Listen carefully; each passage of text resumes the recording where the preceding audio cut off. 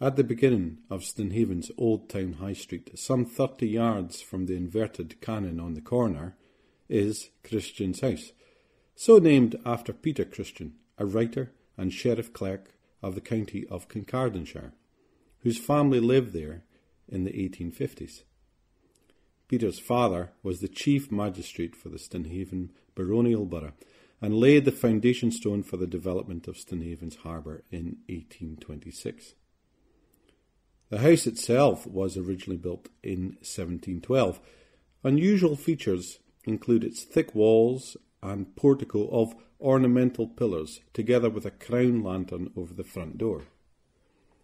Behind the door lies a dramatic period of Stonehaven history, as the house was used in the early and mid-18th century as a meeting place for Episcopalian services and Jacobite sympathisers loyal to King James Stuart and his son, Bonnie Prince Charles.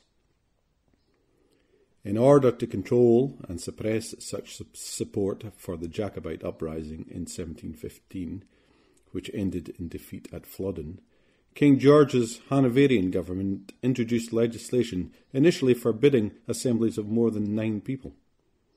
At the time of the second uprising in 1745, this was reduced further to 5 people. On entering the house, you can see that it is made up of many rooms branching off from the main stairway. This helped the Episcopalian ministers to continue to preach and keep within the Assembly Acts. The ministers performed their services out loud to themselves so that their congregation, dispersed in other rooms, could hear and respond, but were not actually in the same room as the minister, and therefore technically did not breach the act. The small room with the coloured windows at the back of the house and off to the left of the main stairway is the room that the ministers used. A pewter basin or plate at the edge of the room was used to collect offerings from the parishioners. This room also had an escape route to the rear of the building in case of emergencies.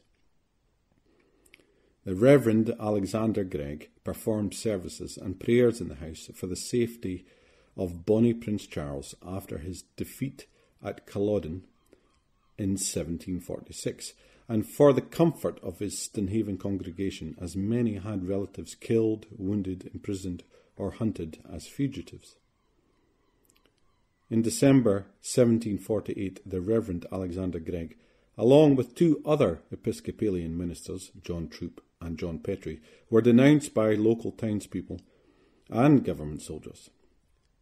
The 3 ministers were arrested, sentenced, and imprisoned in the Stonehaven's toll booth for 6 months for breaching the Acts of Assembly. Christian's house today is held in common good for the residents of Stonehaven and for the enjoyment of visitors to the town by Aberdeenshire Council.